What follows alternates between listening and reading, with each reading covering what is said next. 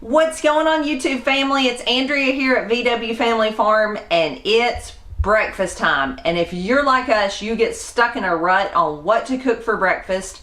We are trying to eat whole food ingredients around here. I've been doing a lot of grain-free. This recipe is not going to be grain-free, but it is actually going to use sprouted flour. If you love traditional cooking or you're wanting to get into traditional cooking, this book right here is my all-time favorite cookbook for traditional cooking and traditional preparation methods like soaking, sprouting, things like that, sourdough, all those types of things, to prepare all the foods that cause digestive problems in the proper way so that you can eat them. This recipe I'm going to show you this morning could actually be converted to grain-free if you swap out the flour with some almond flour. You might throw in just a tiny amount of coconut flour to help it hold together.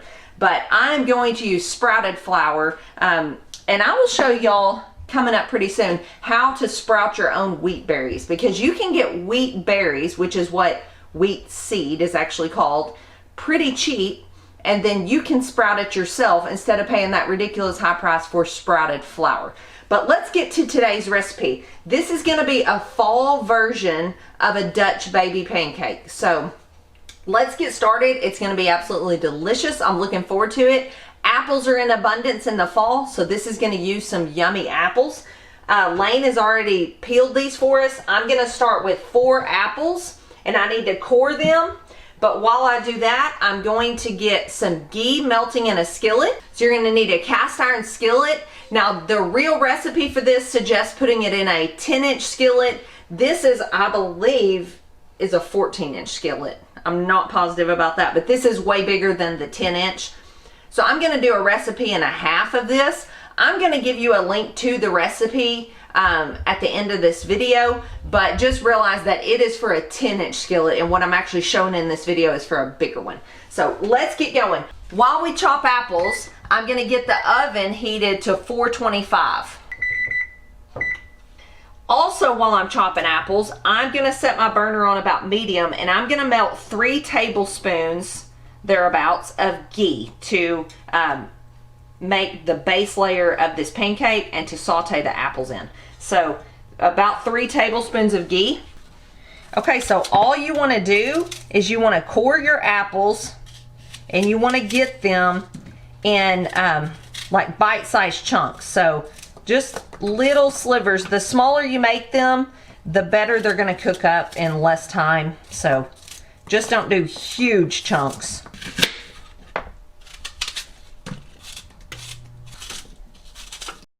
So then you're just going to put all the apples you chopped down into this melted ghee.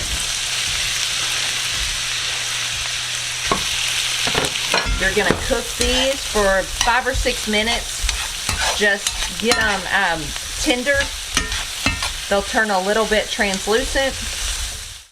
All right, our next step is I'm going to add 1/3 cup of maple syrup to these apples. And I'm going to let this cook for a little bit. Probably 3 to 5 minutes. I don't have an exact time, but it's going to get really thick and gooey, and that's a good thing.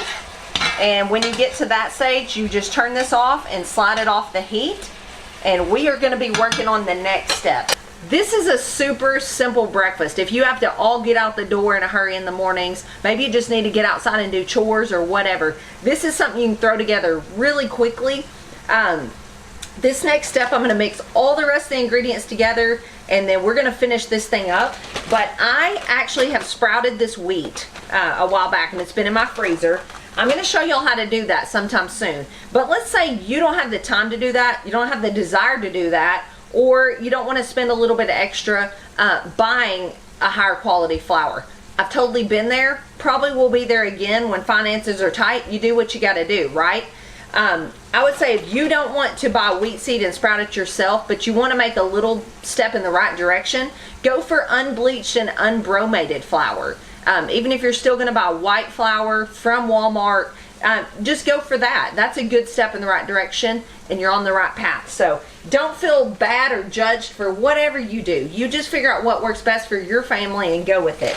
But I am going to use my Wonder Mill today, and I'm going to grind this flour. Now, I love this Wonder Meal. I get nothing for telling you that, but it's worked great for me. One key is it says right down in here, turn on before filling. So turn it on, then add your seed, and it will grind it and shoot it right over here into this container. I always grind mine on pastry. It's gotten moved, but that's the finest setting. I never grind on coarse just because I want mine ground as fine as possible. Now the thing about freshly ground flour is it's not set on the store shelves for months, so it's going to be more loose, whereas what's been in the store is going to be compacted and really pressed together. So where this recipe is calling for 3/4 of a cup, I'm going to put just a little bit more than that because this is going to be light and airy and it's going to take a little bit more. So let's get going.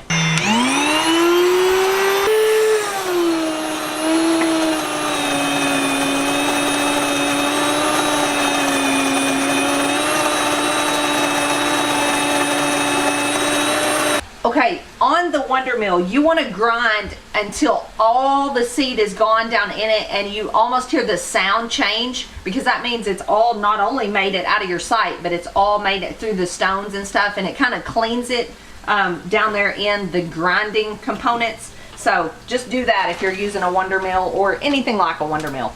Okay, let's throw the rest of this together and get this in the oven. All right, you can see how our apples are getting thick and the syrup is kind of getting sticky on the apples. That's a good thing.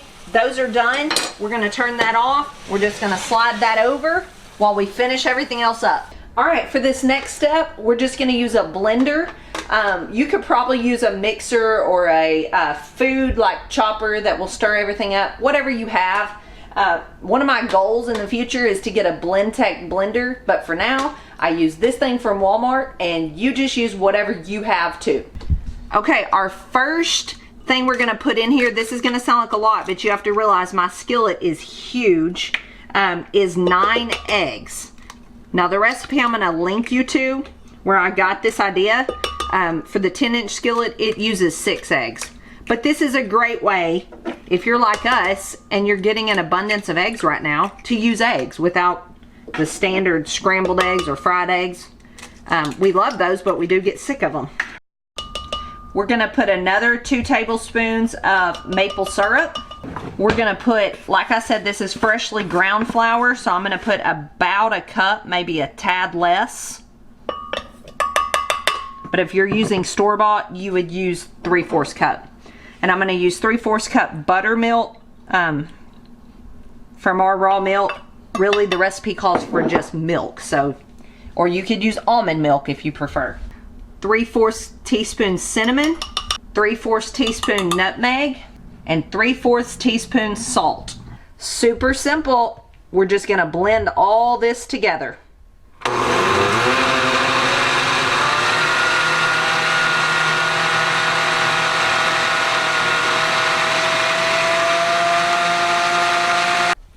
Okay, all that's left to do is I'm going to spread these apples out really good and evenly. We're using the same skillet. I love that this doesn't dirty a ton of dishes. And then we're just going to drizzle this batter all around this pan.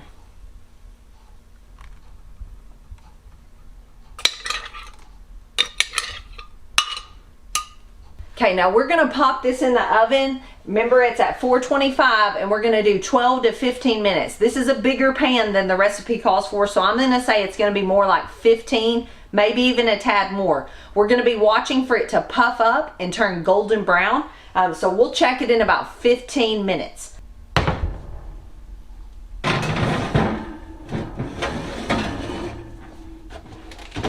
I should have told you a few minutes ago what this book is. Nourishing Traditions by Sally Fallon. And if you've ever looked into the GAPS diet, this is a recommendation at the end of that book, because anytime you do any kind of gut healing diet, the recommendation is not go back to the standard American diet once you finish your healing, or else you'll go back to the same old problems. So this is an awesome book of how to eat for the rest of your life. And it's not depriving. It has legumes, it has carbs, it proteins, healthy fats. You could literally use this book and eat this way forever and be eating really good. So check this out. I'm going to link this below.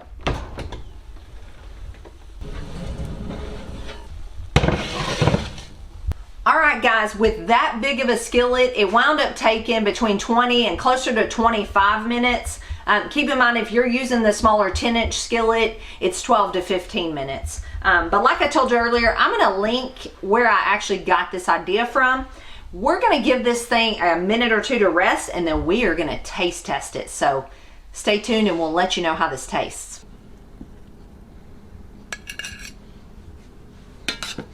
All right, I'm going to give it a try. I didn't even put additional maple syrup on top. You can if you want, but it's got some in the apples, and then it's also got some in the flour mixture. So let's see how it tastes.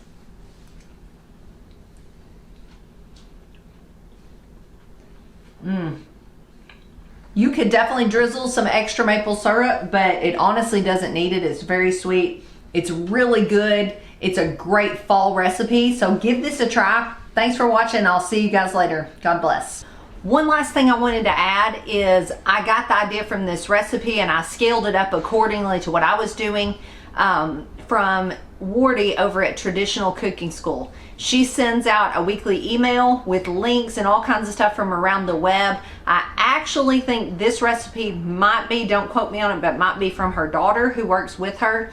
I really enjoy all the stuff she puts out. If you're new to traditional foods, you definitely should check her out. She has all kinds of online courses, ebooks, books in print, all kinds of stuff, and a lot of things she just sends out for free. So there's a link below to her. Go over there and check it out. Get inspired to do some traditional cooking.